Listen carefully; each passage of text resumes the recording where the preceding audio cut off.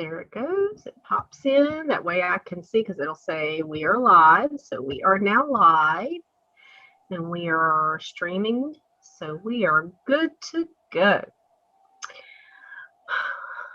Welcome, everyone. I officially call the April 15th, 2021 regular meeting of Franklin City School Board to order, and welcome everyone and thank everyone for joining us tonight. First item on the agenda, do we have a motion to come out of closed session?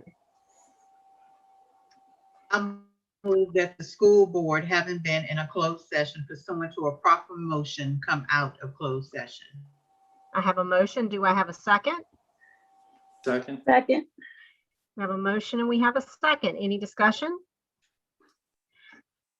All right, hearing none, then we'll go by ward. Moving by ward, all those in favor signify by saying aye, and of course nays and abstentions have the same opportunity. Bob Holt, Ward 1, aye. Marshall Williams, Ward 4, aye. Andrea Shelton, Ward 5, aye. Jerry McCreary, Ward 6, aye. Carrie Johnson at large, aye. And Amy Phillips, Ward 2, aye. That motion does carry. Do we have a certification of our closed session? Whereas the Franklin City School Board has convened a closed meeting on this date pursuant to an affirmative recorded vote in accordance with the provisions of the Virginia Freedom of Information Act. And whereas Section 2.2-3712D of the Code of Virginia requires a certification by the school board that such closed meeting was conducted in conformity with Virginia law. Now therefore be it resolved that the Franklin City School Board hereby certifies that to the best of each member's knowledge, one, only public business matters lawfully exempted by Virginia law were discussed in the closed meeting to which this certification applies. And two, only such public business matters as were identified in the motion convening the closed meeting were heard, discussed, or considered. We have a motion. Do we have a second? Second. We have a motion and we have a second. Any discussion? Hearing none, all those in favor signify by saying aye, and of course nays and abstentions have the same opportunity. Bob Holt, Ward 1, aye. Marshall Williams, Ward 4, aye. Andrea Shelton, Ward 5, aye. Jerry McCreary, Ward 6, aye. Carrie Johnson at large, aye. And Amy Phillips, Ward 2, aye. That motion does carry. Next up, we have motions from closed session. The only item that we had was a personnel agenda. Do we have any motions in regards to the personnel agenda? I move the personnel agenda as presented. We got a motion by Ms. Williams. Do we have a second? I think I heard Mr. Holt pop in and a few others. I'll second or third, whatever. All right, we've got a motion and a second. Any discussion?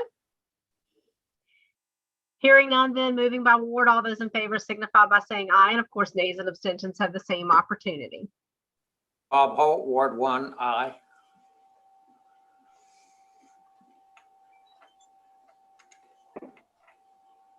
Ms. Williams, Marshall Williams, Ward 4, aye. Andrea Shelton, Ward 5, aye. Jerry McCreary, Ward 6, aye. Carrie Johnson at large, aye. and Amy Phillips, Ward 2, aye. That motion does carry. Next up, we have Pledge of Allegiance. Since we aren't in chambers and don't have the flag, Tammy has taken it upon herself, as always, to provide us with one. So if you would, please join me in the Pledge of Allegiance. I pledge allegiance to the flag of the United States of America and to the republic for which it stands, one nation, under God, indivisible, with liberty and justice for all.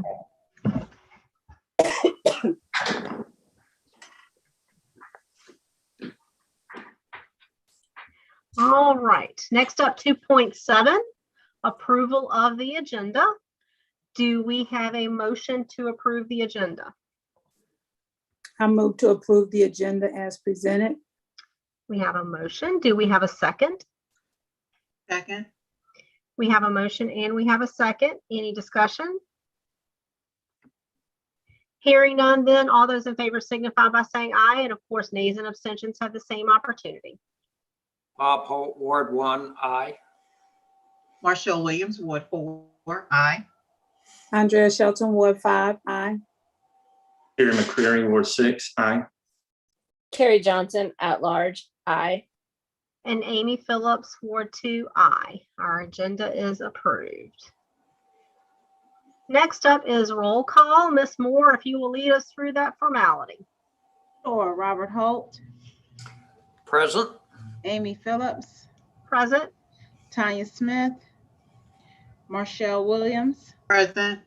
Dr. Andrea Shelton, Present. Jerry McCreary, Present. Carrie Johnson. Present. Thank you. All right. Next up is citizens time. Ms. Moore, did we have anyone sign up or send in anything? No, not at this time. All right. That brings us down to item number 3, our consent agenda. We've got a few things out there. I'm going to try to do my best to explain. I may have to pull in some backup on that. First up is, excuse me, that would be my phone. First up is budget adjustment.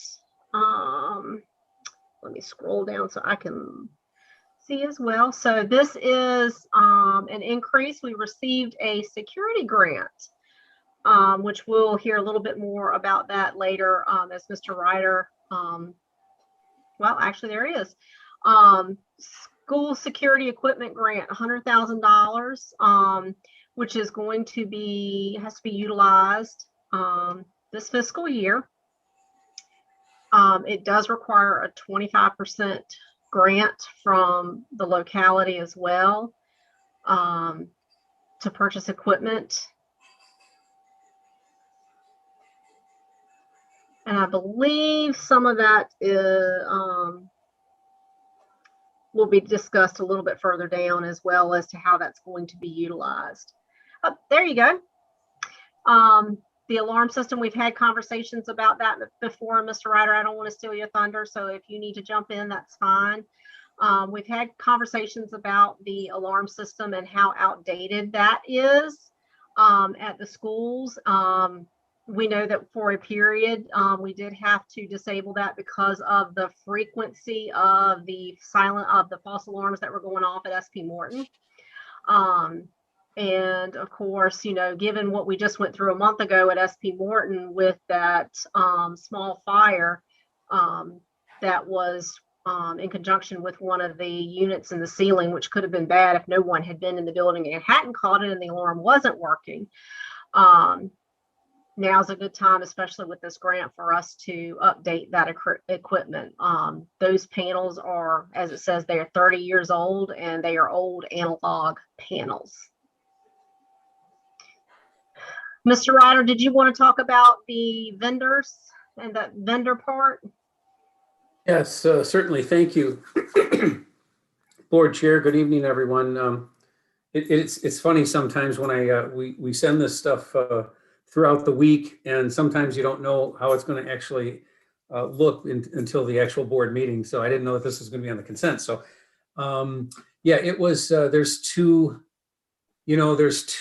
vendors that we tried to use for the installation of this thing. And the Johnson Controls is a vendor that continues to gobble up by acquisition all of the competitors. So there's two constraints. One is that they continue to gobble up competitors, and two, you have to be certified by the state fire marshal in order to install something like this.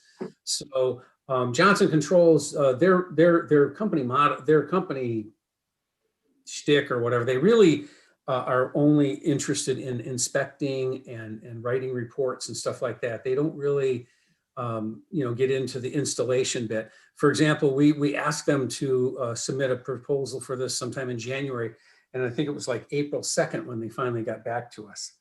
And so Ambassador Enterprises is is the proposed vendor that we will be going with. And I think the proposal is later in the, there it is, yeah. So I know this is a long presentation, but Ambassador or A&E has submitted all the right sensors, hardwire panel and stuff like that for all of the schools. And And so this is just a reminder on the threshold for having to go through that whole process of procurement and RFP and all that, correct, Mr. Ryder? exactly, yeah. And this was approved at a prior board meeting that we were going to be using some of the rollover and the security grant to pay for this. Oh, so there's the actual proposal. That's half of it, and then the other half is on the next page. And so of all the stuff, if you add the 115 to the 90, that's how and we're not going to go with the maintenance office at 8,000 there. So we come up with the 197, and then the security grant, it was $100,000, but we've already spent a little bit of that on other things. So we're going to use the remaining 86 to pay for this. And then from our rollover, 111,000 from our rollover. So our recommendation is to approve this proposal from A&E. And then, of course, the final item is the actual purchase order.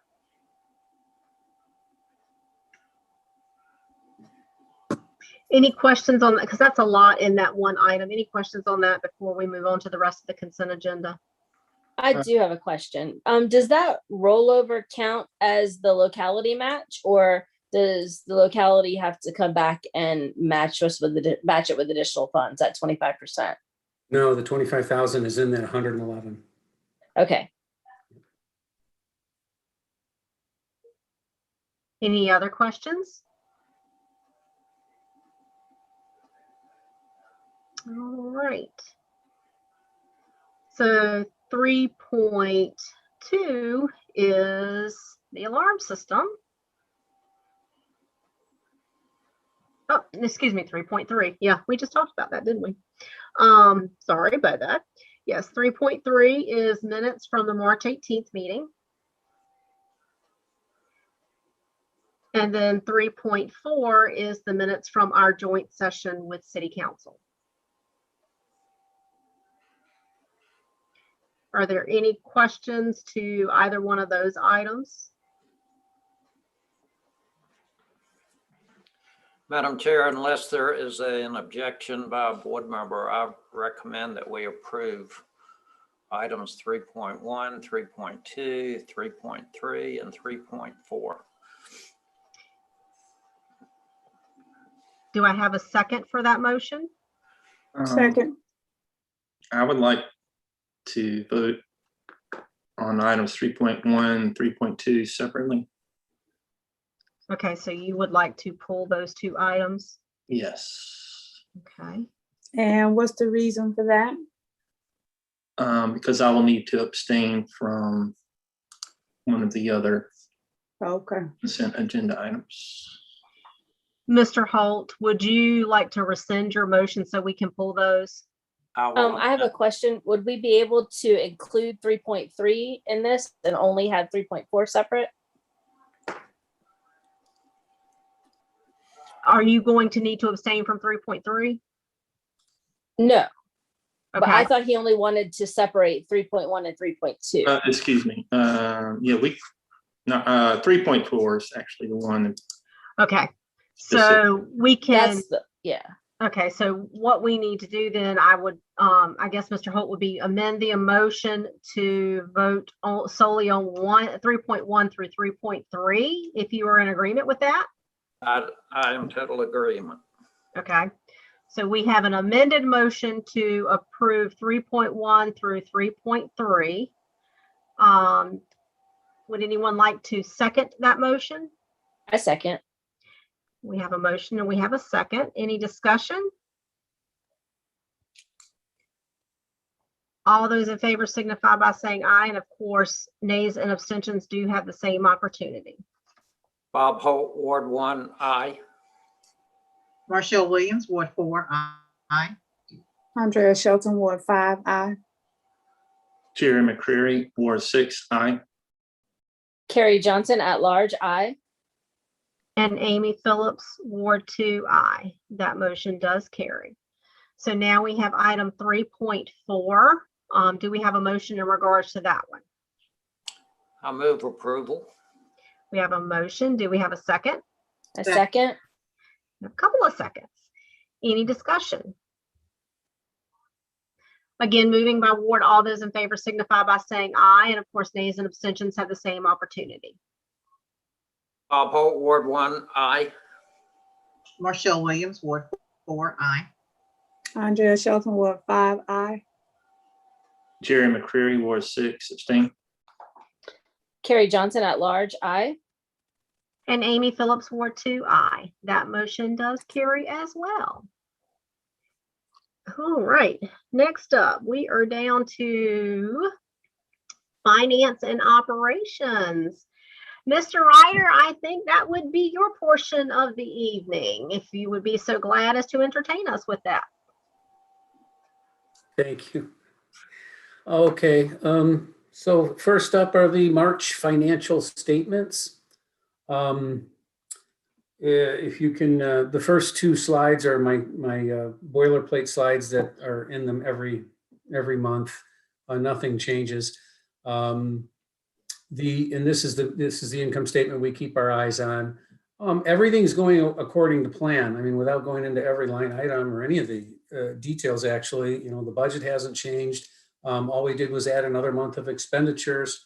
What I'll just simply point out is the projection of June 30, that bottom line number there, just if you could scroll up to, there we go. You know, we're looking to be 703 negative, and our best projection right now is about 641. So Dr. Sterling and I have about $62,000 more of expenditures to find over and above what you see here. So that's I kind of set a threshold, like when it gets below 100, we really, you know, it's getting close now. We're getting close to zero. So we'll be at the May 6th work session, we'll be presenting the April financials, and those two numbers there, you know, hopefully they won't have changed too much, but the 641, I'm hoping to be closer to 680 or 690, something like that. Mr. Ryder, this is Jerry at Ward 6. Can I ask a question? Sure. I'm slow to understand the rollover from 2020. Would it be appropriate to list that as a revenue above state funding, or as a? Because to me, I don't understand. I keep thinking we're spending it to a deficit, but that money was allocated at some point, correct? Yeah, what we're doing is the deficit is merely spending the accumulated rollover on the city's books. See, you see the local city appropriation all the way to the right under projection for is about 4,830,000.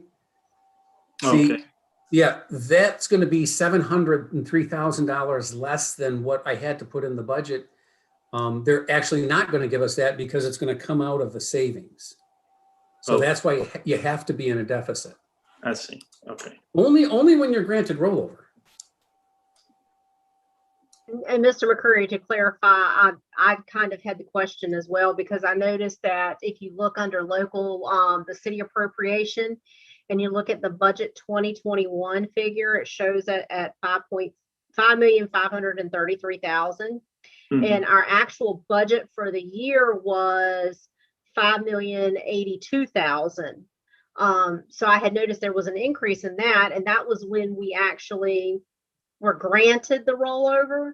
And when they grant it to us, we have to increase our budget because they're allowing us that money back, but they never really give it to us. They keep it sitting over in a separate fund. So we have to realize it as part of the money we have to spend, but they don't technically give it to us. They keep possession of it. Okay. So we have to spend like under the projection where it has the 4.8 million. That's how much they really put in our pocket to spend. It's like taking a kid to the store where you go, hey, you've got $20 to spend, but you don't give them the 20 bucks. You say, you go get your items and bring them back, and then I'll pay for it.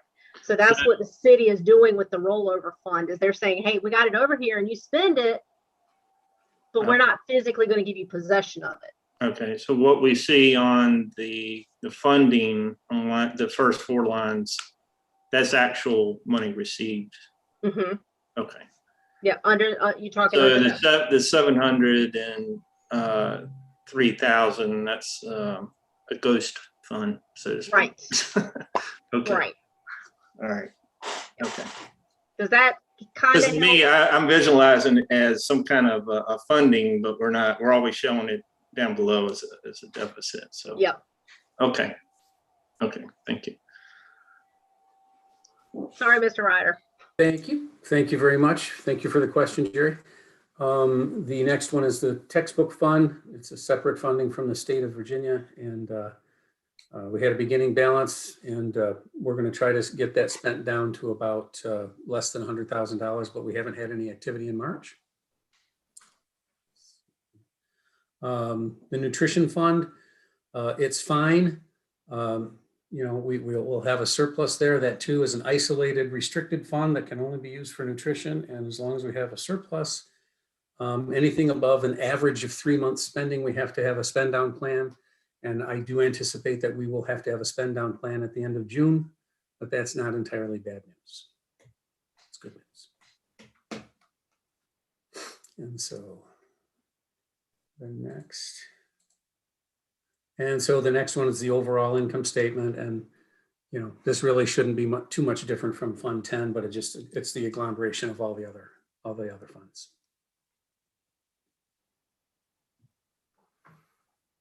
All right. Any questions? Any questions for Mr. Ryder on that?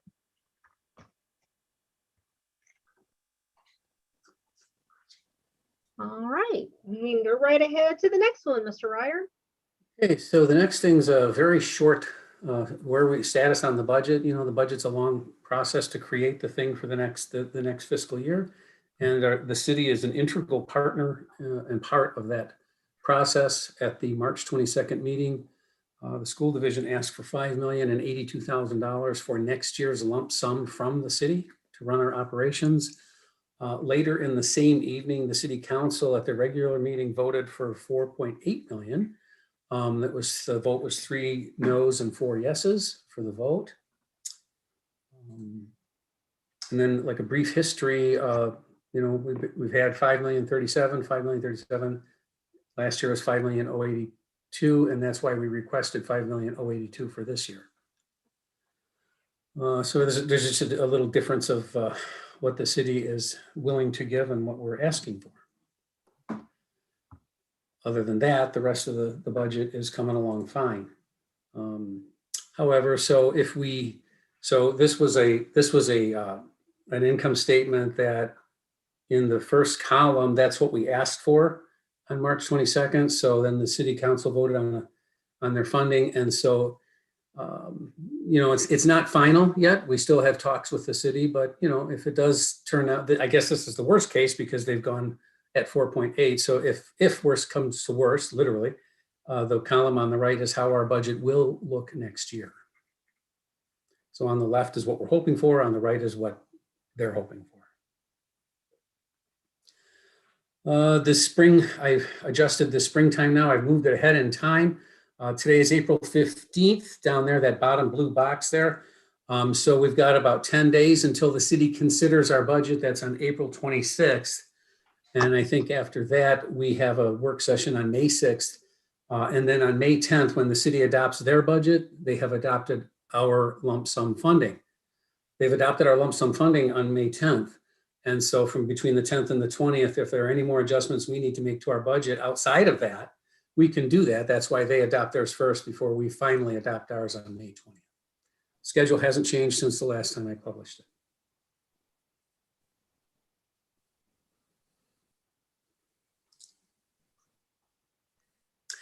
This is a city calendar from the city council meeting, April 12th. That was just a calendar to show that the law firm of Sands Anderson, the to be determined, in the middle there, they were working on the public notice of public hearing.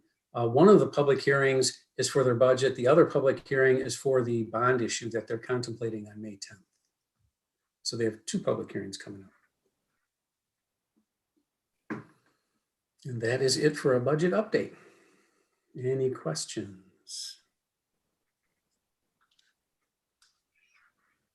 Not so much on this, Mr. Ryder, but I do have have we gotten that March 31st ADM figure yet?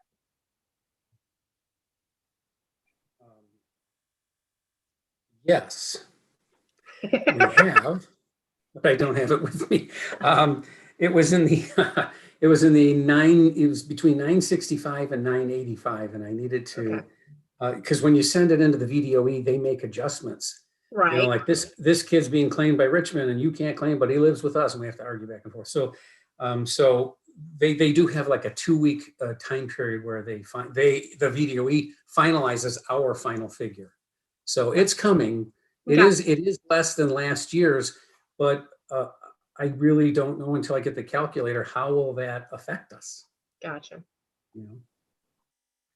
I have a question. Other than the obvious, losing 250,000 or so dollars from that, are there any other ramifications that, there might be a ripple effect for the city giving us less than what they gave us last year? Because I was thinking about the grant that was mentioned earlier this evening. It was contingent upon, the city doing this. Do we have anything else that's contingent upon, the city giving us what they gave us before, or anything that would be detrimental for them giving us less than what they did before? Yes, the city is required by law to give us to fund the local share. And in the state funding calculator, it calculates it for them and us. What is their local share? So they cannot by law go below that. The problem with our city is they've always funded us above that figure. So it doesn't have an effect. In theory, it does, Ms. Johnson, but not in practice. Well, to answer your question, Ms. Johnson, one other place that could have an impact is with the American Rescue Plan Act, which is the next stream of CARES Act funding. It could have implications on that as well, because from my reading on that, there is a requirement for Title I schools that if there is a decrease at the state level to your per pupil funding, is how it's phrased, or at the local level, there is a decrease to your per pupil funding, then you will not receive that stream of money. And what is that amount? $5.4 million. So then potentially it's more than 252,000. Potentially it's close to like 6 million. Yeah, that's what I'm understanding. Depending on if that does in fact decrease our per pupil funding. Yes. That's counterintuitive. I agree. If you spend more money, we'll give you even more money. Is that what they're saying? Well, it's what they're trying to do is maintain your funding from all of your revenue sources, your local, your state, and your federal, because of course that's going to be an increase from federal level. But they're trying to make sure that at the state level and the local level, your funding is being at least level funded, so that you're maintaining, because the CARES funding is not some, like Mr. Ryder had alluded to in our joint session. The CARES funding is not meant to cover expenses that are consistent within your budget. It's for those expenses that are added on outside of what your normal budget requirements are. So you can't supplant into your budget and cover those expenses that you have consistent from year to year. I see. So then they're operating on like a baseline. You're at this baseline and then we'll go above your baseline. But if our baseline goes below, then they're saying they're not going to go above our baseline. I see. Essentially. Did the city give reason for the decreased amount? other than they're cutting like 1.5 million total. It was what I saw in their budget ad that went in the paper yesterday.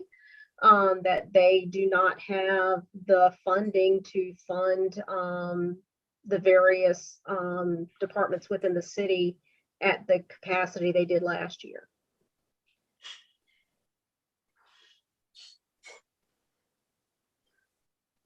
And I understand that place. However, we're talking about children and we're talking about their future. And we're talking about a potential of $6 million that wouldn't be allocated. I'm just tossing it out. Is there another way to rework budgets so that we're not experiencing that huge deficit? I mean, given that is the case, that if we're not level funded, then that would impact the CARES Act funding. Yeah, it could have some potential negative impact. Of course, How and when would we know that? there would have to be calculations, because of course that per pupil funding runs off of ADM. So we'd have to have that ADM to calculate what that per pupil funding looks like, so that we know if there is in fact that decrease, and if this is the proper interpretation for how it's written. So let me preface by saying that we'd have to have the ADM to be able to run that calculation to see, is that actually a decrease going to cause a decrease in that per pupil funding. And on top of that, is that the correct interpretation? So when that notice came out back on the 24th, the division did reach out to the Virginia Department of Education for some clarification on that, to make sure that we are in fact interpreting it correctly, and not that, what their intention with the interpretation is. We want to make sure that the interpretation is correct, and not that they have another way that they intended for it to be interpreted. Mm-hmm. So there's a little more that has to be figured out on that before we'll actually know if that decrease will definitely impact and cause, as Ms. Johnson said, that ripple effect. So that's something that I know Mr. Ryder is on top of and looking into. So basically, if our ADM, I'm sorry. Go ahead, Mr. McCreary. I'm sorry. I was saying it looks like a 5% decrease. They decreased about 5% roughly. So the rollover funds that I've been having trouble understanding, can that continue to be rolled over, or does it have to be spent this budget year, this fiscal year? Typically, correct me if I'm wrong, Mr. Ryder, those rollover funds are supposed to be spent in the year in which they're reallocated to us.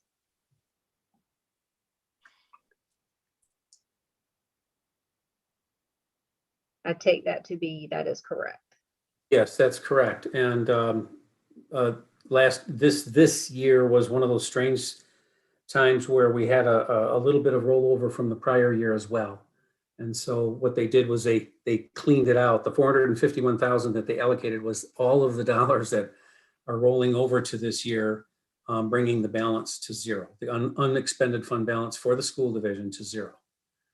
But the city, Mr. McCreary, the city's made it clear that if we don't spend it, they're not going to give it to us. It's gone.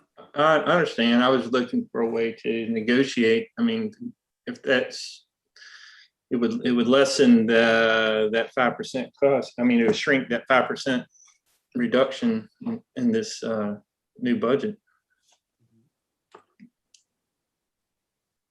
Ms. Johnson, I think I heard you chime in as well.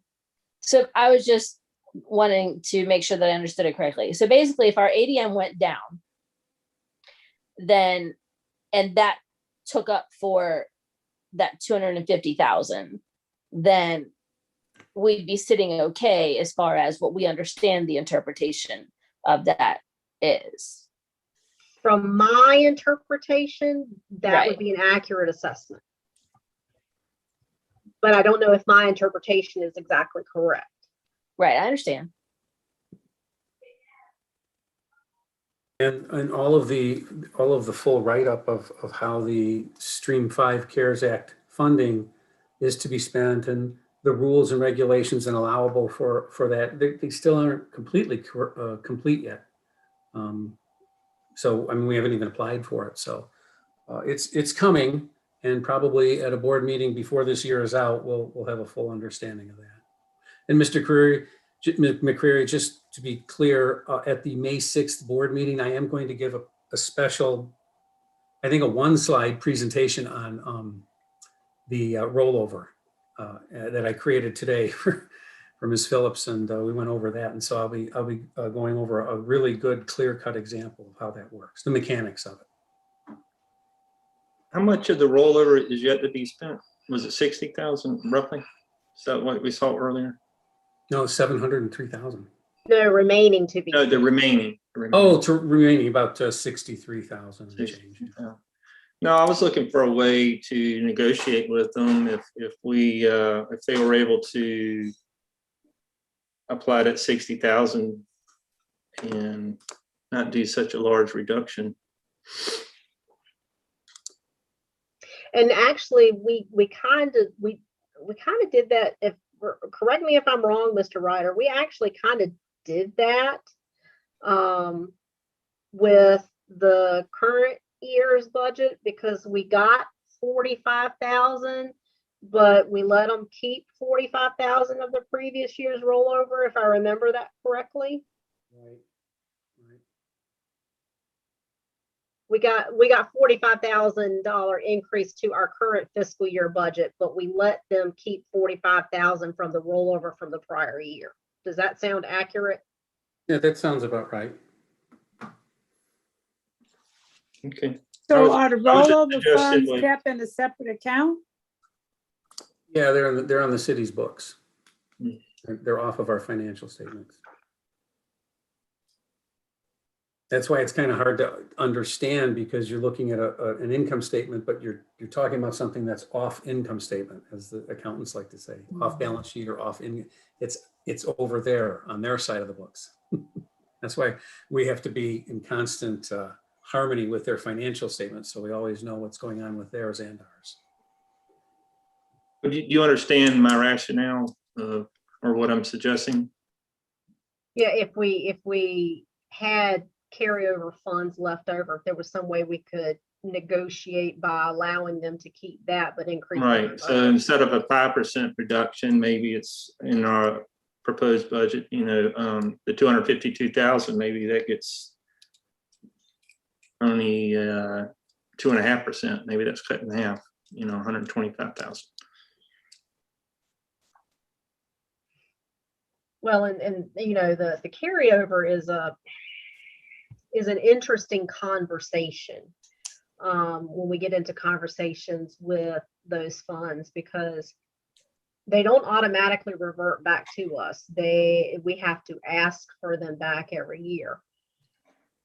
And we have no capital improvement fund right now that's established. So, even as we move through this capital improvement committee process, which we're going to talk about that a little bit later,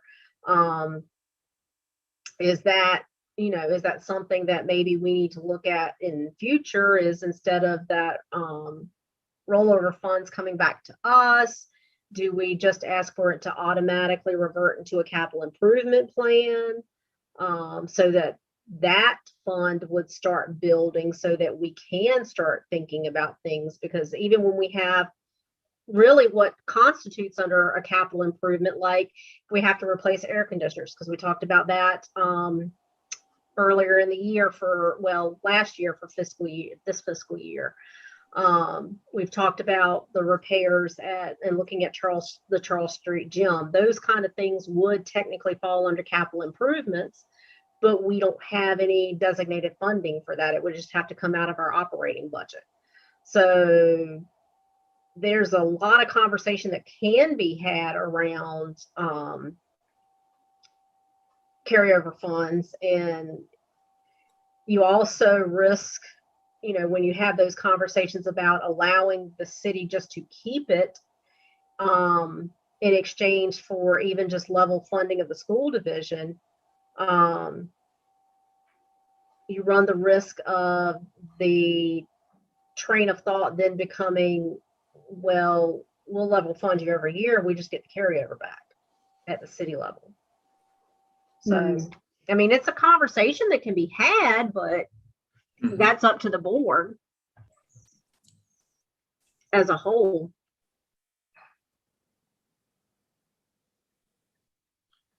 Does anybody Well, I have think we need to consider all of our options, because the schools are in a recovery time and a decrease, and I understand from the city's perspective, but doesn't seem like a decrease is favorable to the schools at this time.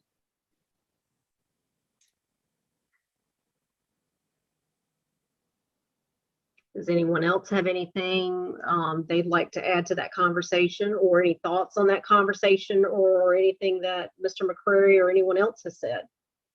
Well, the concept of rollover makes a lot of sense. I mean, and years back, this was never an issue. If the school system had money left over, we would make a request from the city, and we always got it. So there was really no argument about, do you spend it this year or wait till next year, or what you want to do? And then the city's budget got a lot tighter, and I can understand their point of view. They're saying, well, if you have rollover, then you had too much money to start with. Well, we know that's not the case. But anyway, a lot of other states, if a school has surplus funds, as we call rollover, it automatically goes in, as Amy says, into some type of fund that stays within the school system, but is within their control. So to me, that anyway, makes much more sense, especially if we're I have looking another at question for capital. Mr. Ryder on a similar issue. Sure, just hold on just a second, Mr. Holt. What were you saying, Okay. Mr. McCreary? Oh, I'm sorry. I was agreeing with Mr. Holt that makes more sense when you have capital improvements to make later. To me, it shows good faith on the half of the division to show that we're saving money where we can, but looking, for future improvements as well. And Mr. Holt, I'll jump back to you in just a second. And I agree. I think it's a great idea.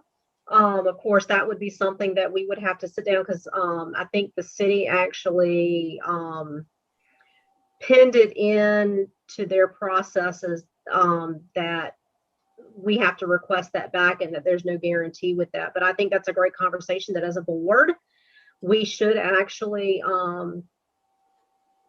have a discussion about that and decide if that is a way that we want to proceed in the future with rollover, if there is, carryover, if there is carryover funds at the end of each year, that we want it automatically designated into, if it is a school improvement fund, that's where it goes. The city has to have anyways a school fund set up, a special line item for funds to go into. There's nothing in it right now, but they have it set up.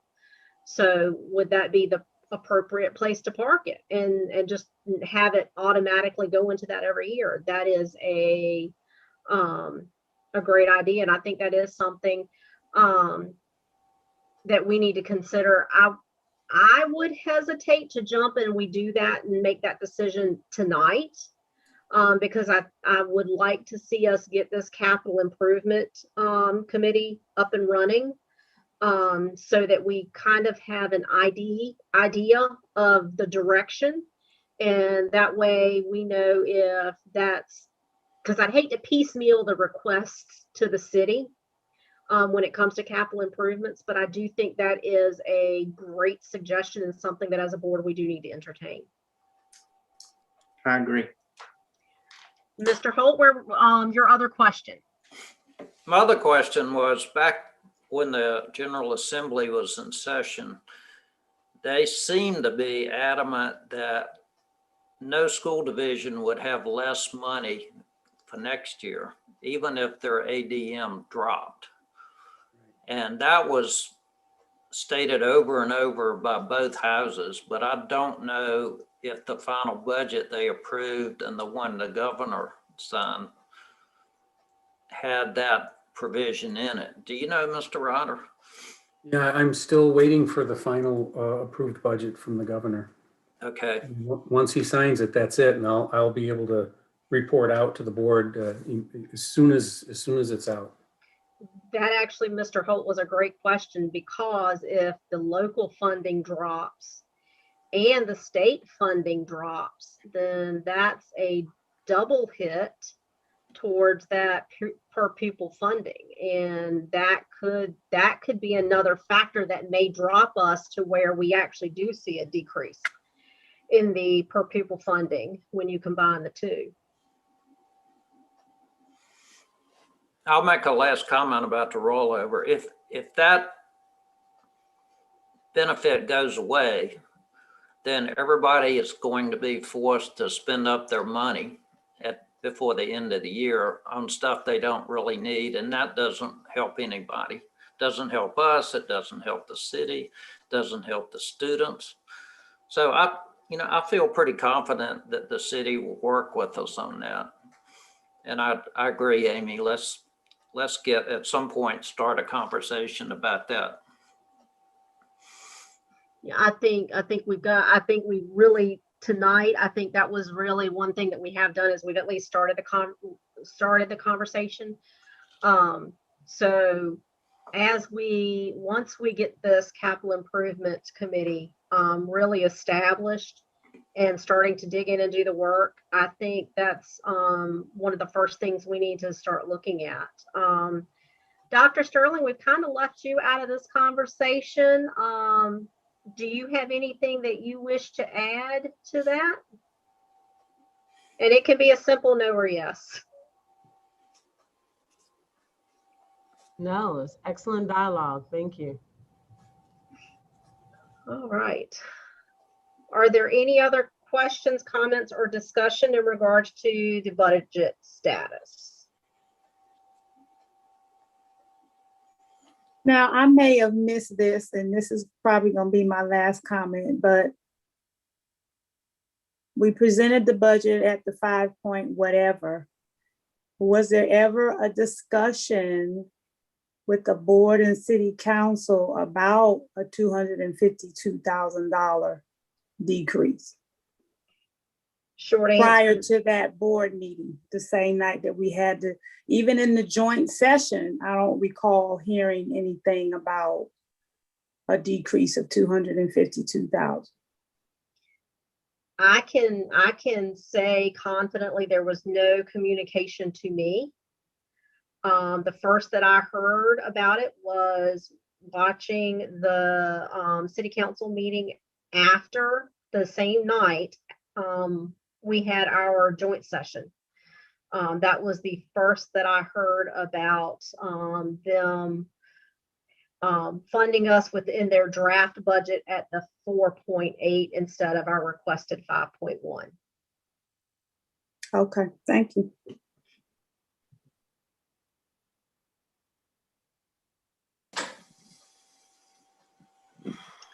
Any other questions, comments, or discussions in regards to the budget status? All right, hearing none, then next up is the insurance renewal. Yes. Thank you. The package insurance, almost all entities have basically the same type of insurance. Group health is usually in a separate bucket all by itself because it has so many different risks. The rest of the coverages are commonly referred to as a package policy, which covers your building, contents, autos, and workers' comp. By far and away, workers' comp is always the largest share of your insurance. From this graph from our premiums last year, of our 142,000 in premiums, 83 of it's workers' comp alone. And followed by the property, and then a close third is the autos and buses. So every year, our group health insurance carrier, the package carrier, comes in with their quotes, and we have two companies giving us quotes this year. But I just wanted to briefly, inform everybody that in workers' comp premiums are based on 4 items. How do they come up? Why is that the most expensive? Well, it's based on our payroll. And that payroll is broke down by the risk factors, like an office worker is a lot cheaper and less risky than, say, a bus driver who's out on the road that could get in an accident or something. And the rates are set by the insurance department of the state. So the payroll times the rates. The 2 things that are kind of specific to each and every company or division is the experience modification and the premium discount. So the experience modification is based on our claims history specific to us. So the claims history is a rolling 3-year picture, not counting the year in. So there's not last year, but the prior 3 years is what our experience mod is based on. And the experience mod can be quite substantial for any company. For example, when you multiply by the state rates, you get a figure. And the figure can be multiplied by as high as 2, double, or a lot of them 1.5, 1.8, 1.1 and 1.05 is usually the figures that I've kind of been used to, unless you have some pretty bad claims. So here's real quick, I know that I always throw up a lot of numbers, but I can zero you in on just a couple of numbers that we're really concerned with.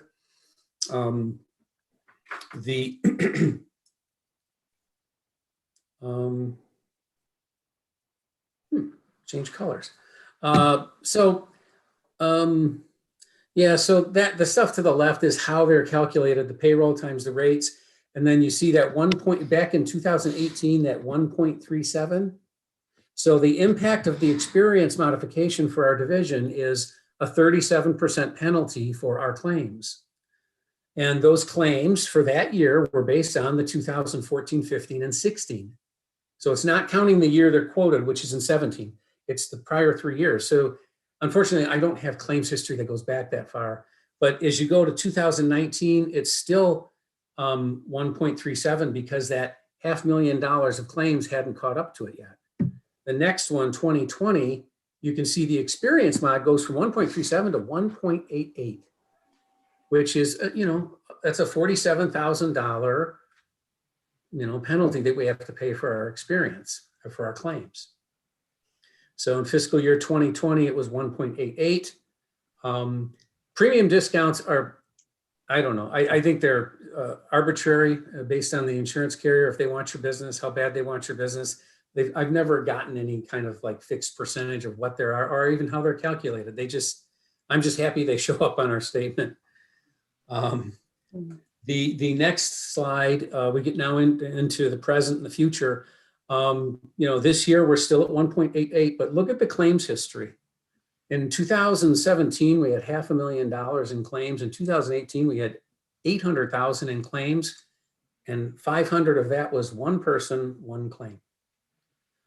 But good news, look at the 18 to 19, almost disappeared. We almost had no claim, so you can see that better days are ahead because, the 2019 claims are 46,000.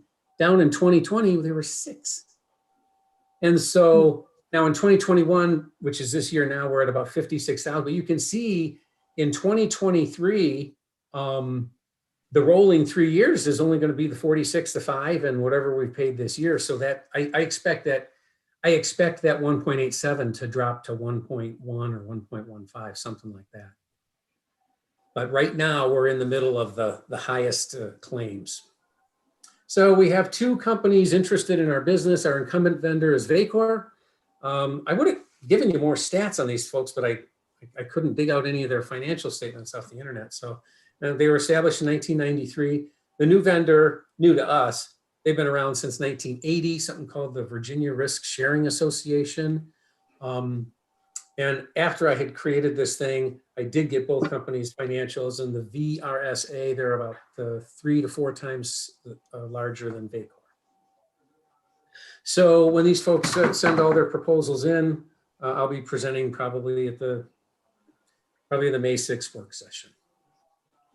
So that's a quick little education on group health or package policies and how workers' comp premiums are calculated. Nothing to approve. Any questions on that?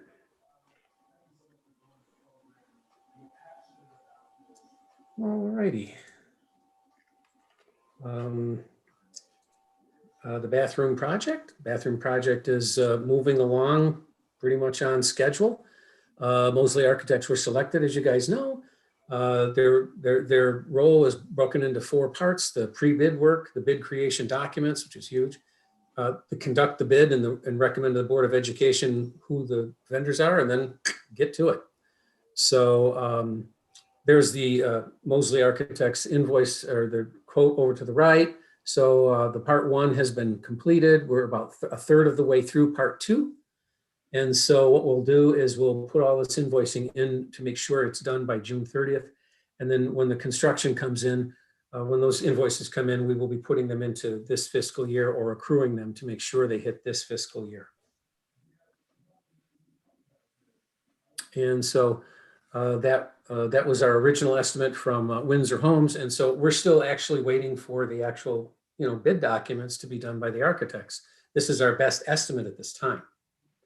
But I've made it clear to the architects, we're not going to be too much far off $704,000. So the couple of issues came up. One was kind of interesting in that when we walked through and we noticed that all of the sinks over at the elementary school, you have 2 faucets left and right. Ordinarily, the left is hot. They all come from the same cold water line.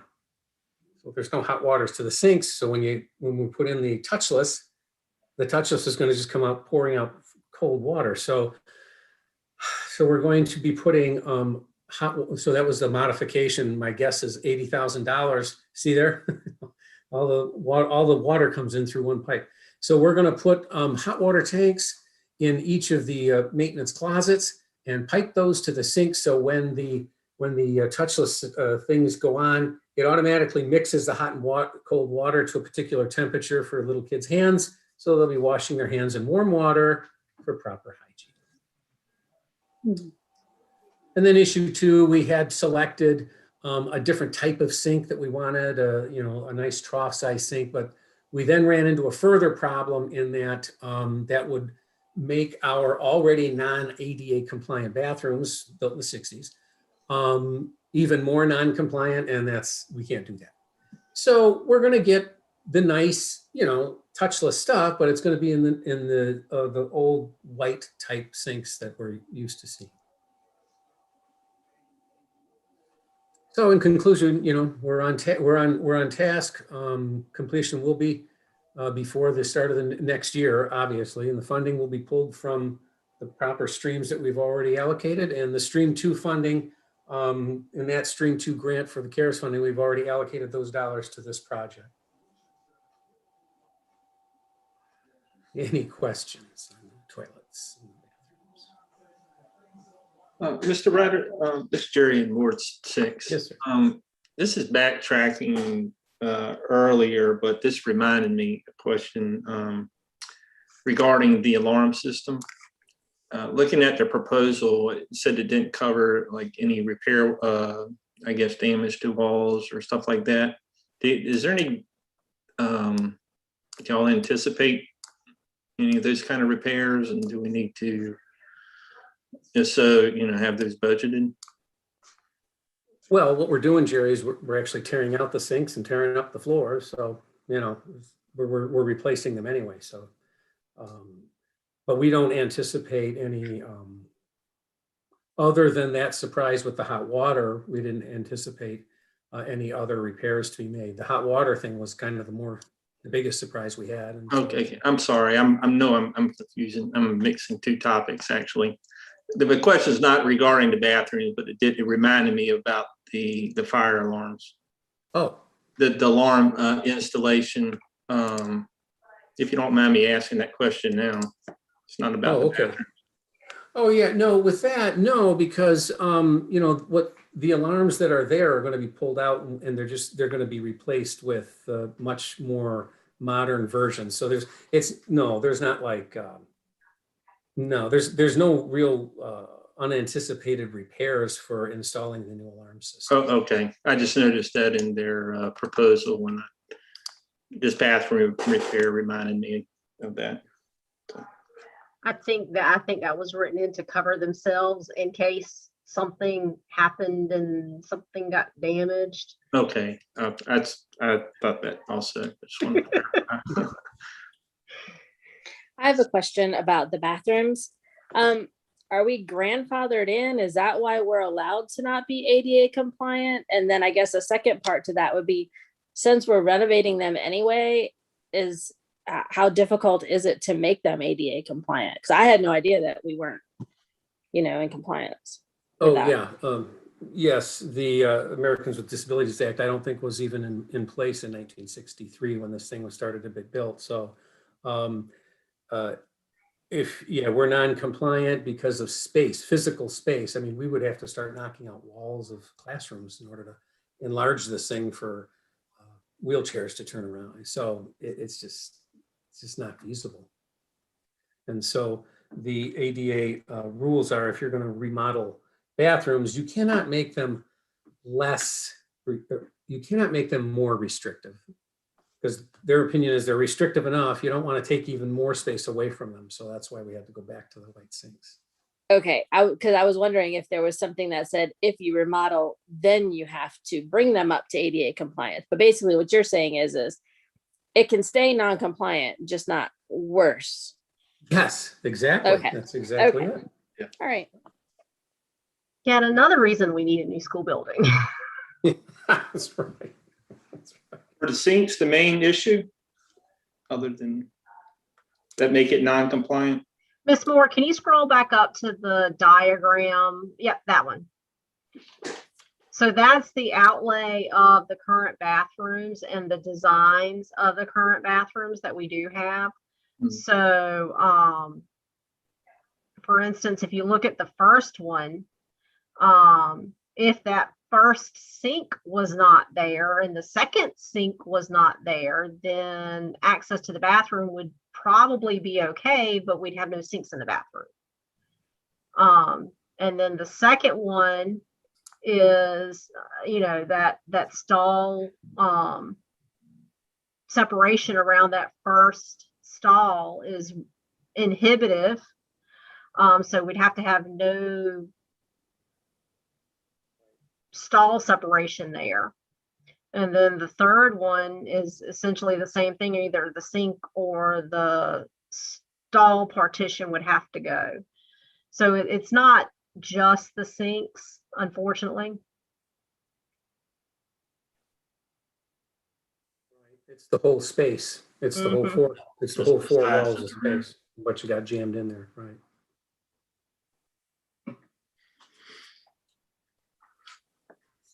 All righty. But overall, it's going to be better than it is now. Yes, it'll be better than it is now. All right. All right. Let's see. What else have we got? One more, I think, for you, Mr. Ryder, modular update. Yep, one last thing. This one's a lot more pictures. And so, very well. I said the modular units were installed in, and I didn't even have the year. So thank you, Tammy, for finding that for me. And so they were really, installed to relieve an overcrowding situation at the time. It provided for 14 classrooms in one modular unit and then 16 in another. It was much cheaper than obviously building onto the building, same as today. And so the 14 unit structure right now is not really being used for teaching classroom. We got a bunch of different offices and stuff. So in order for us to maintain the social distancing, we're going to be replacing the 14 unit structure. So yeah, picture tells 1,000 more kind of, that's the one side of the 14 unit modular. That's all mold and mildew on the outside, and that's the apron on the bottom there. Here's the doors to that same unit, a different wall. You can see it's all, molded over. The inside, doesn't look much better than the outside. So, and underneath it, we didn't even want to show you pictures of those. So this is probably what they looked like back in 2003, but so this is a brand new 4-unit classroom. Ours will be 14, so imagine this thing about 3 times longer than this. Bright and clean on the inside, beautiful classrooms. Playground not included. I mean, the nice, beautiful, bright orange playground in front of the modular, but we're looking at the modular in the background. So the modular units are there to expand the social distancing. There's the cost estimates on the left. That's from one vendor. I was waiting for the other guy to get his to me today. He never did get it to me, so I'm still working on that. So I got a second vendor. Obviously, over $1 million. The way we're not putting this out to RFP is both of these vendors have already put it out to RFP with. This one was James Madison University, which is a municipality, and we can use their contract. The other guy's got another municipality that they put theirs out on. So once they get me their prices and the specs, we have demolition. We got to demo ours. That's no easy task either. You got to completely empty it out, take out every computer that you want, all the phones, everything, and then you got to cap off the utilities, and then somebody comes in and demos, destroys it and takes it away. And so there's the timetable there. So if you figure about 10 to 11 weeks, if I can get this thing going by, cap off the utilities and prep for demolition by June 15th, June, July, August, September, pretty close to the start of the school year. Pretty close. Fully funded out of CARES Act Stream 4. So tonight, all we're looking for is the recommendation that the board approve the installation of to replace the 14 modular unit rooms that we have now. But we still haven't figured out which vendor we're going to use. Any questions, comments, or discussion in regards to the proposal to replace the modular classroom? Yes. Other than cost, is there any reason why we're not also looking at the 16 unit one? Is that in remarkably better shape than that one that you showed us? Or is it because we're now going to be using this other one for social distancing that we can count that under the CARES funding, but the other one we wouldn't? I'm just wondering. This one does, and with all the other uses that we've, the allowable uses of Stream 4, this one taps it out. But Stream 5, the $5.8 million for that thing would certainly pay for the 16 unit. And so we're not really going to get that, even in and approved probably until, probably the new fiscal year, maybe June. But we were going to be, thinking of that as a separate thing. Is it about in the same shape as the one that you showed us? I think so. Yeah. But we wanted to concentrate on the one in the worst condition first. Oh, absolutely. I mean, it's better to start and get something done than nothing done. So yeah. Any other questions or comments or discussion?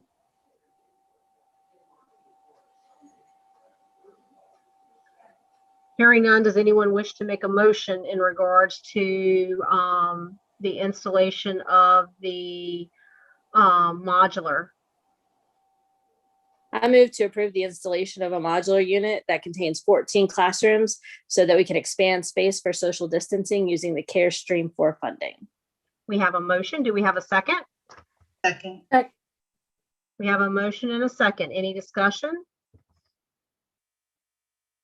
Hearing none, then all those in favor signify by saying aye, and of course nays and abstentions have the same opportunity. Bob Holt, Ward 1, aye. Marshall Williams, Ward 4, aye. Andrea Shelton, Ward 5, aye. Jerry McCreary, Ward 6, aye. Carrie Johnson at large, aye.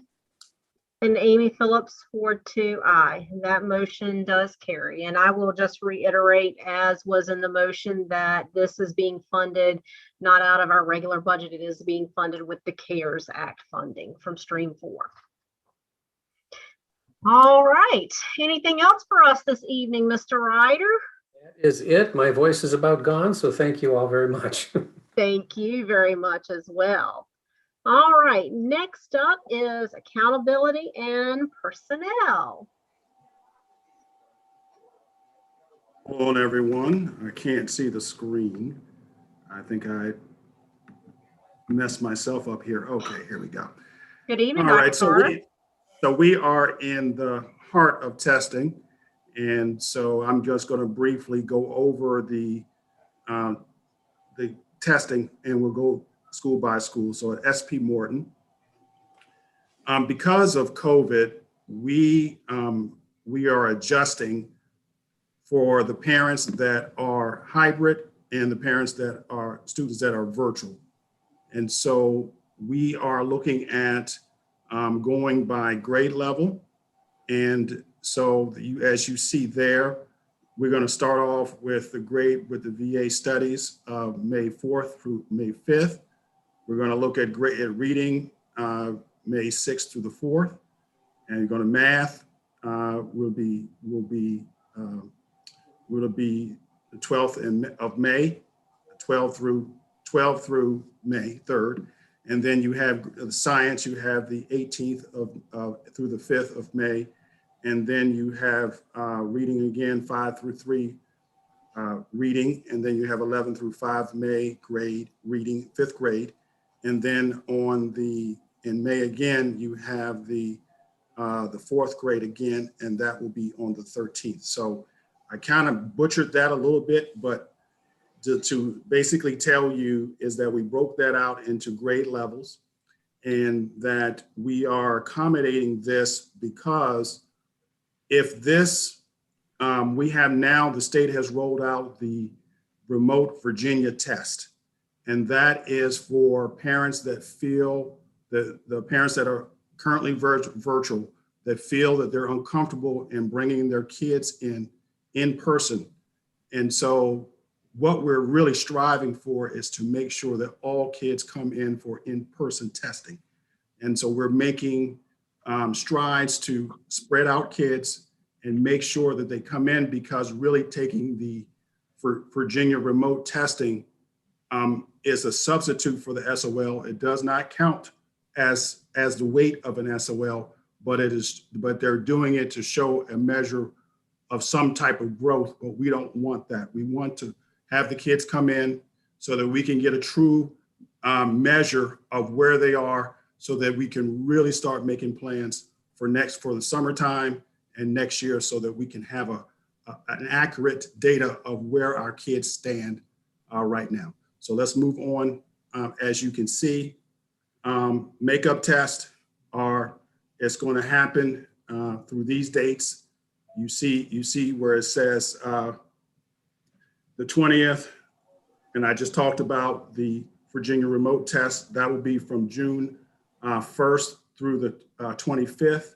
And that's once again for those parents that absolutely feel that they will not want their child to come in for in-person testing. But the rest of these dates are makeup dates. Continue on, Ms. Moore. Same thing for JPK. JPK, they're just focusing on math and reading this year left. And so again, I just gave you what has occurred and what will occur. Same scenario. We want to make sure that we can get all the students in, because at all costs, we want to avoid the Virginia remote testing, because at that point we would have to send kids an email. Somebody would have to, they got roughly 8 to 10 hours to take the test, and then they would have to give the scores back.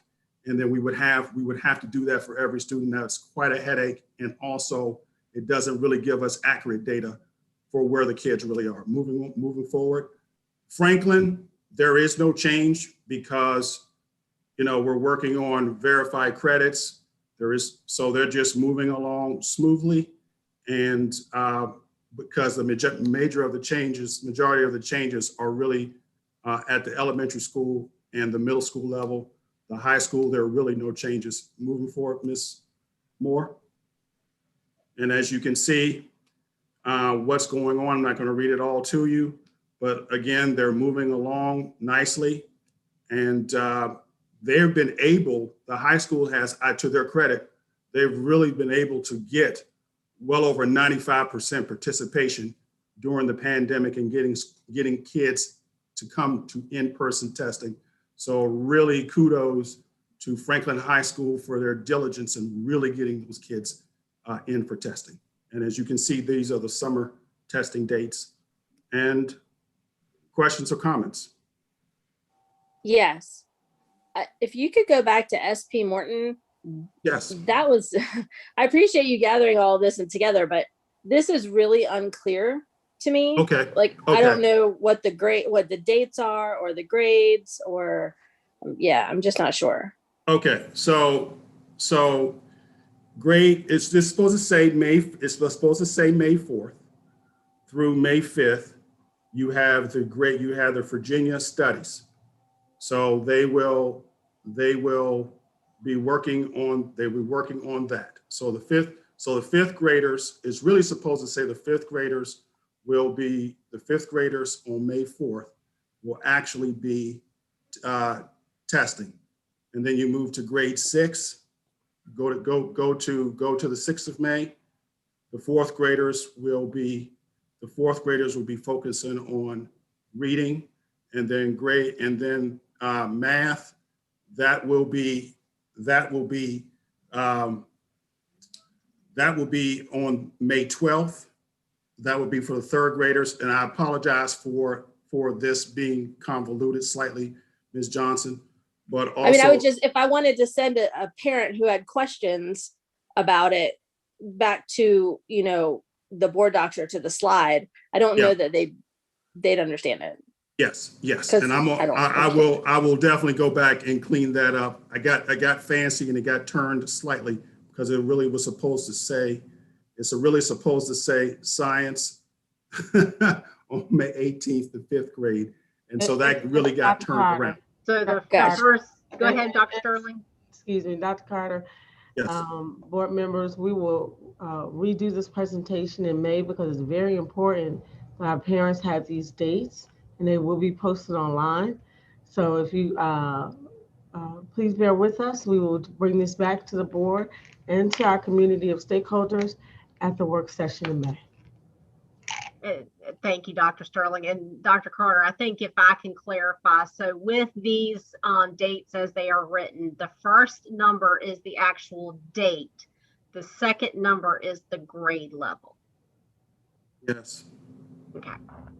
So that way, if anybody does go back before we have a chance to bring this back in May and someone's reviewing this, posted on our YouTube channel, that's what those two numbers are when you're looking at SP Morton Elementary. So like the first one, which is the kind of orangest grade, it's Virginia Studies.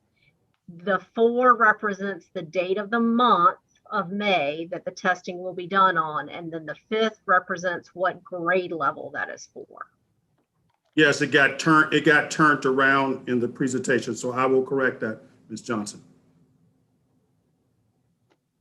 Thank you. Any other questions or comments on that from the board? For the Virginia remote learning, are there proctors for that test, or how is the integrity of that test kept in place? Or you may not even know because it's something new. The state says there's really no integrity. We just have to send out an email.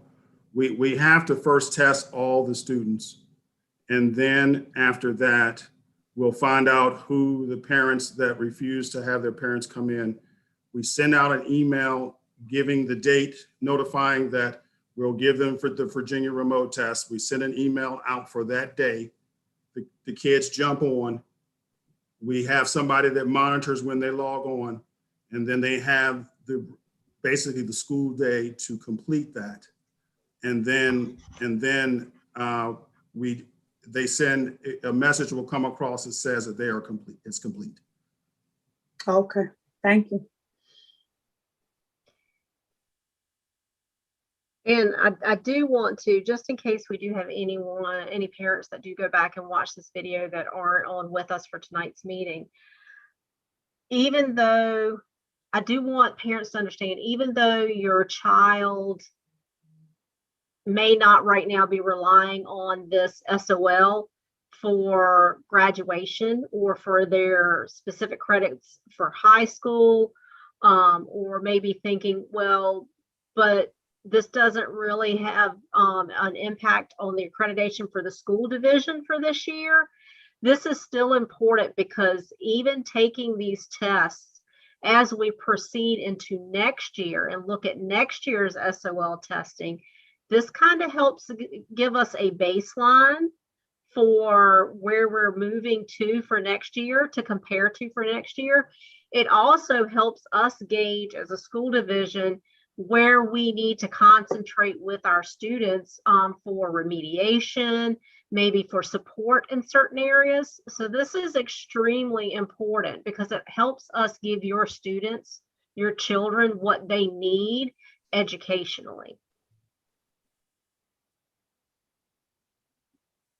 Any other questions or comments in regards to the testing calendar? But Dr. Carter, thank you so much for that this evening. Thank you. Next up, we have gifted education. And I saw that lovely presentation that said Miss Tanika Ricks. Thank you. Good afternoon. And tonight we're going to be going over the rollout application for the Vanguard College Academy.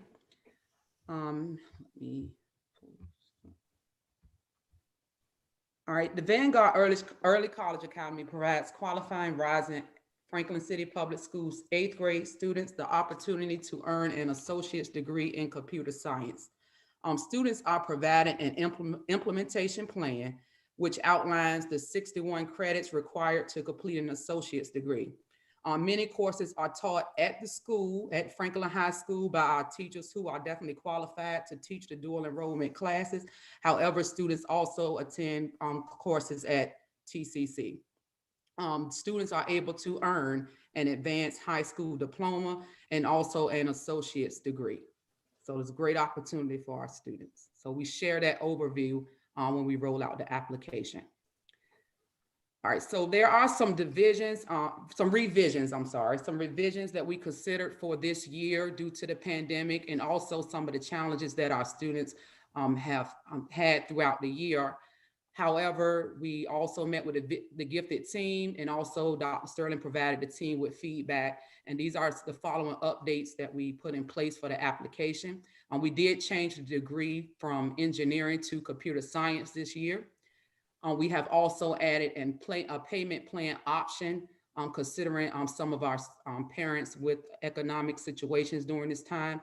Also, for the students' extracurricular and school organization activities, we understand that some students were not able to really get out in the community and to do the things that they normally do in their local nonprofit organizations, and also in faith-based organizations, or in school, period. So we are accepting letters from the community members from the previous year where they may have been engaged in different activities. This year, we considered a GPA adjustment from a 3.2 to a 3.0. We also have completed, made recommendations forms available online for our parents and the community members so that they can easily give us feedback on different leadership qualities and things that the students have done in the community. Also, now our application is now available online thanks to Clio, that the students can go in with support from the school counselors, which we'll talk about in a few minutes, and they can fill in all the information they need to fill in and also complete their essay online. Next slide, Ms. Moore, thank you. So moving forward, one thing that we definitely when I met with the committee, one thing we wanted to really do was introduce our program to the 7th and 8th grade population early. So starting next year, we want to get students to let them be familiar with the program, let them be familiar of what are the expectations, what are they accountable for, and also share that information with the parents. So annually, we will have an information session beginning October 2021. Our next meeting, we will address the qualifying students with a parent meeting. And we have done that this year. April 13th, we had that meeting with our parents. This was qualifying rising 8th graders and parents participating in an informational session with myself, the gifted teacher, and also the school counselor at the middle school, which they received information about the financial agreement, parental access to student information, and resources. So we wanted to definitely give them, because that's something that we've been seeing across the program, is parents having access to information and being able to access their information through TCC at a expedited process. So we wanted to make sure that was in place to include student accountability and strategies of success. So we wanted to definitely map that out before students even begin to get in the program. And normally in a normal year, if you can see the highlighted dates, that's what we would practically do in a normal year. However, we did extend the time this year due to the demands of some of the students are facing. Also, we have our letter of recommendations we just talked about. We have a date for those to be turned in, which is April the 23rd. And again, our school counselors are helping with the community and they're helping with the parents, taking that extra mile to support with that process. And that's available online as well. Next slide, Ms. Moore. Okay, the application due date is April the 30th this year. Students are receiving support. Most of the students that qualify for the program at this time are coming in hybrid. So the school counselors are having the sessions where they set up with them in this computer lab to walk them through the application process, and also the gifted teachers supporting with that. For our students that are virtual, we're supporting with that via Zoom, having those information sessions, having them to pull up their screen and walking through the supports. And if we have to support parents on one-on-one basis with that, we're doing the same thing with them as well. The financial agreement, which is right there, which is the requirement, and also for parents that request it, we have that option to support them with a payment plan. And that date for that is June the 18th, 2021 is the due date for this year. So that's pretty much an overview of the rollout of our Vanguard applications for this year. Any questions? Is $400 the only financial requirement, or that's just a deposit? That's just a deposit at this time. Is also the other requirement is $100 per course that they take at Tidewater Community College, and the division pays the other portion of that. Okay. Any other questions, comments, discussion? One thing I will add, if you don't mind, Ms. Ricks, I don't want any parent that may be considering this program to be discouraged because of the change from engineering to computer science, because looking at the courses that make up that associate's degree in computer science, for instance, if you look at Virginia Tech, not that I know anything about that, but if you look at Virginia Tech at the engineering program, everyone that goes into engineering at Virginia Tech has to go in for general engineering to start with their first year. And those courses that make up that computer science associate's degree are the same courses that a first-year student is going to take in the engineering program, as well as some of those second year courses as well. It just so happens I have a child that is in the engineering program at Virginia Tech, and looking at the Vanguard schedule for someone that maybe wanted to go into computer science engineering, which is what the degree is at Virginia Tech, there are pretty much exactly the same courses that they are taking at TCC for the Vanguard that they would be taking at Virginia Tech for those first few semesters. So I did want to say, don't think that just because it doesn't say engineering that those courses would not count to that. Right, and that's a great point, Ms. Phillips.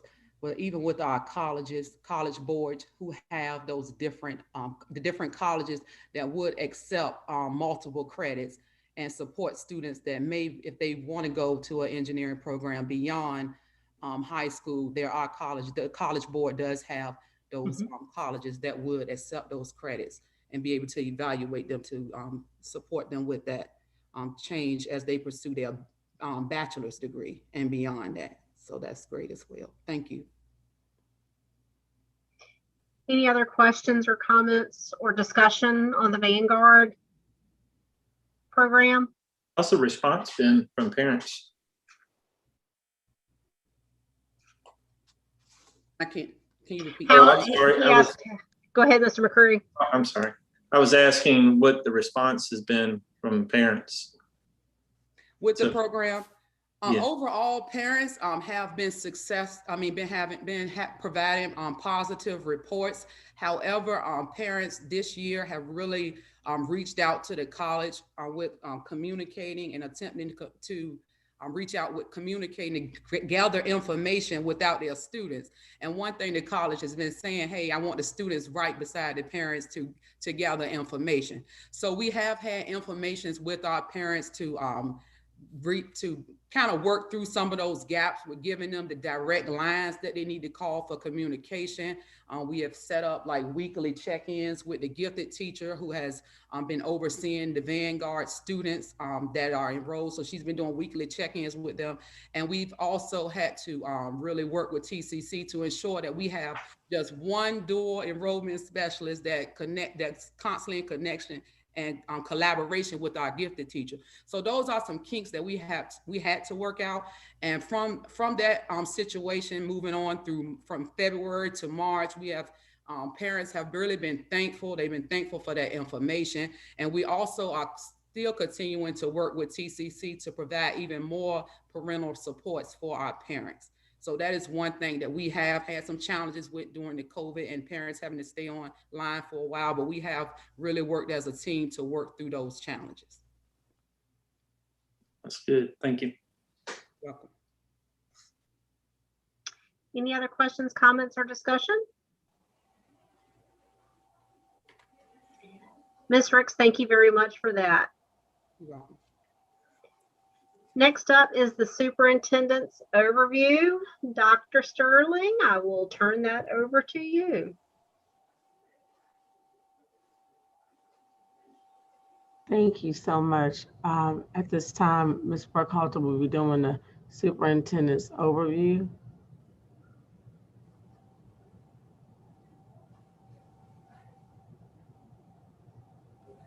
Ms. Moore? I think Ms. Burkhalter is having technical difficulties. Okay, let's do the flip book.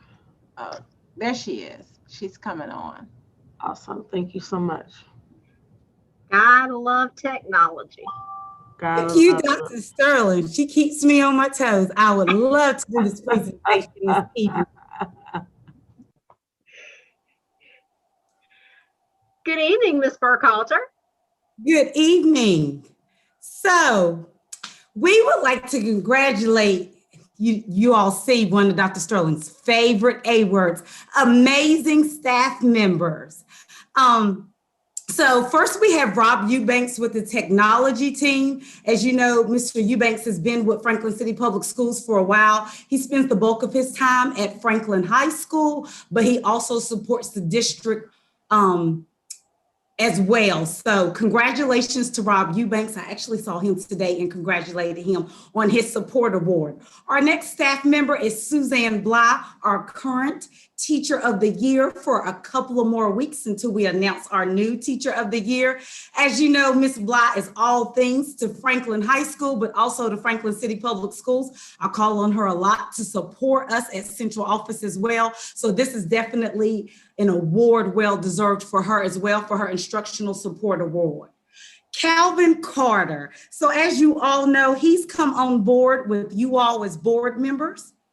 Oh, you want me to stop right? Okay, thank you, Ms. Moore. He has come on board as one of our career switchers on the pathway. As you all know, Dr. Sterling is very passionate about giving opportunities to staff members and those who want to support the children in Franklin City Public Schools. And he's one of our star stories. So he's currently our music teacher. He used to be our former long-term third grade teacher. And he just, oh my gosh, with COVID, he has really stretched himself and his students and incorporated technology so much into the music classroom this year. So it is definitely a pleasure to recognize Mr. Carter for the Southside Virginia Regional Technology Consortium Award.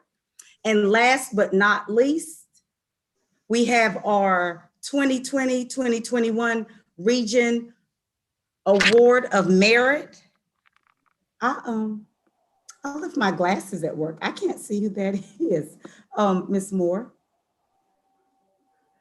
Ms. Burkhalter, it was very funny that you said last but not least. I thought you were using that as a play on words since that is Coach Dave Lease.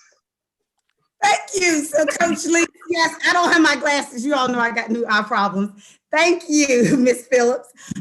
It is definitely an honor to recognize him as well. I know when I came into the district, Mr. Phelps was very passionate with Dr. Sterling about ensuring we find ways to keep him on board at Franklin High School with the athletics department and just supporting the initiatives at Franklin High School. So it is definitely a pleasure and an honor to recognize Mr. Lease with this merit award.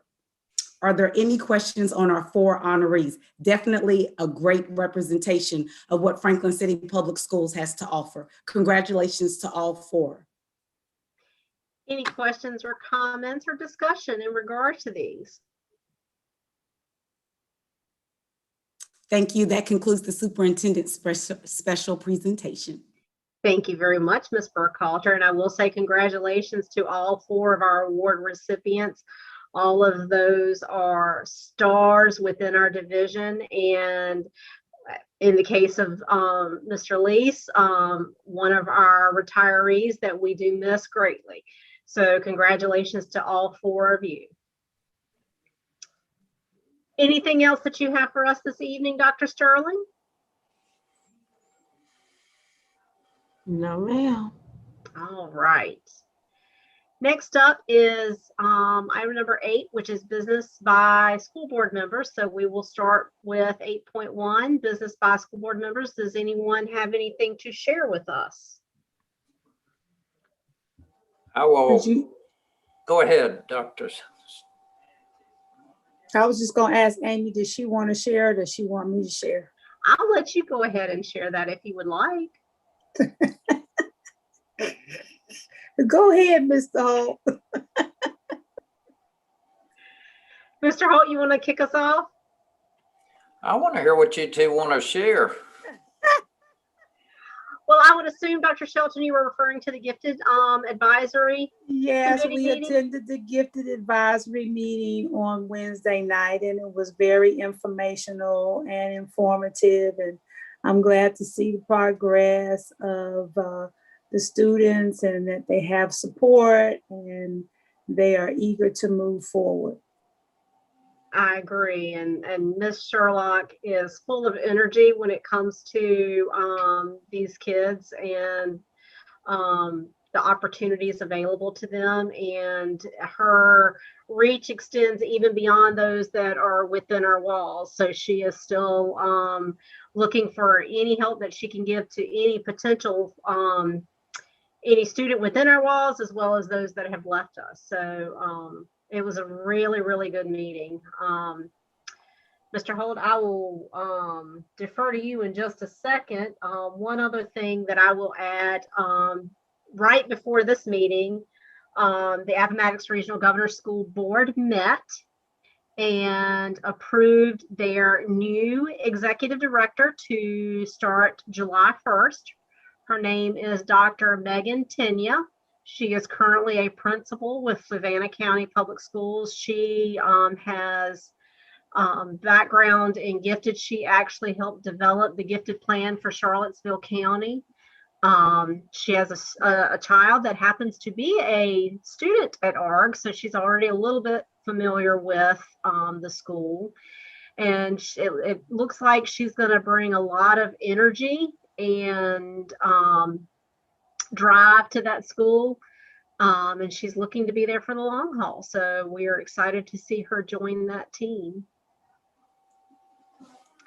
I think that's all I have that I can recall out of my head. Mr. Holt? Jerry McQuarrie has done some really good work with Clyde Parker, gathering some historical information, documents, plans related to the Charles Street Gym.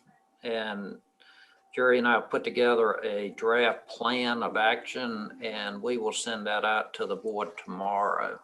But I thank Jerry because he's very interested and very hardworking on this project, and I appreciate all his good work. Very nice. Thank you to both of you. That's been something Mr. Holt can attest to. That's been something almost since the board was reorganized back at the end of 2016, beginning of 2017. The Charles Street Gym has been almost a continuing topic for us. So it's good to see some movement on that. Right. Thank you. Anything else by board members?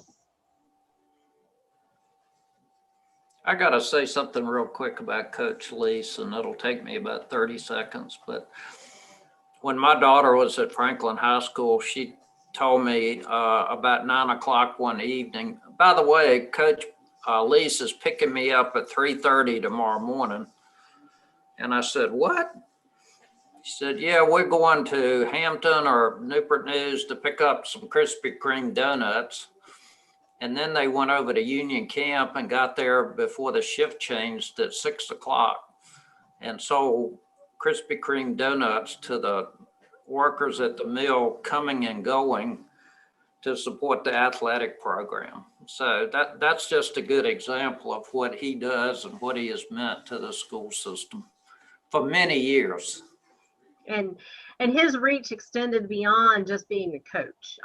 Many don't realize that he was also our driver's ed behind the wheel instructor for a while.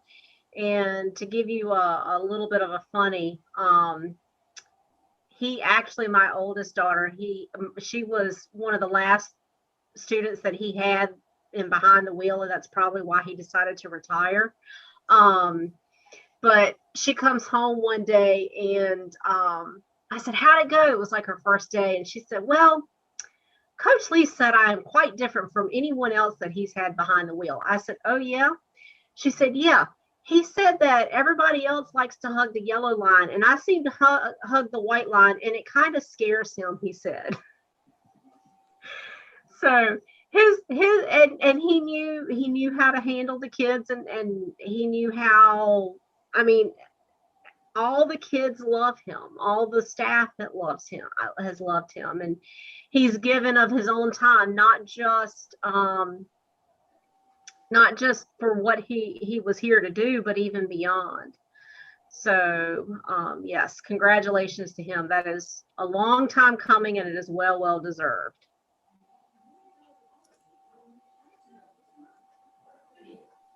Anything else by school board members?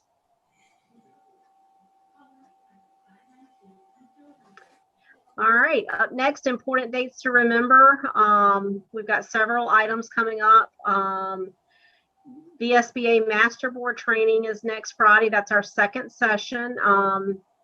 Ms. Moore has sent out or is sending out our documents for that to us, so we should have them before first of the week. They will also be online as well, so we will have those.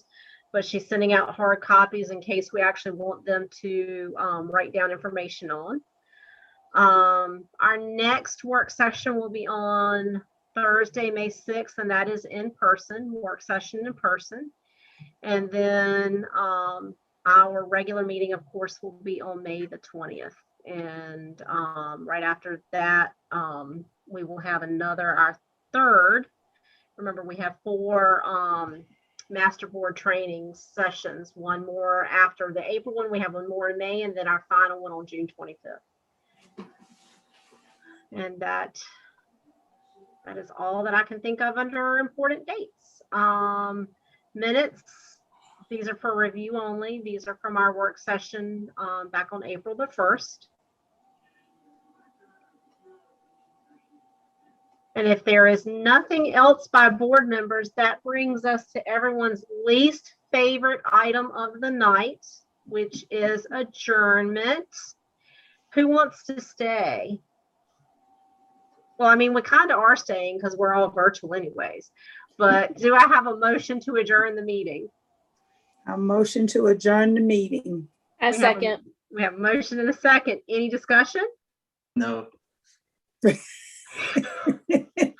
All right, since we've done roll call vote for the rest of the night, we'll just move by ward. And all those in favor of adjourning signify by saying aye. And if you say nay or you abstain, then you have to stay logged on to this meeting all night.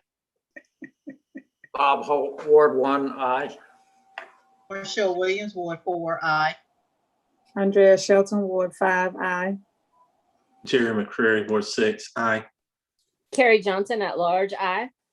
And Amy Phillips, Ward 2, aye. We are adjourned. Thank you, everyone, for joining us tonight.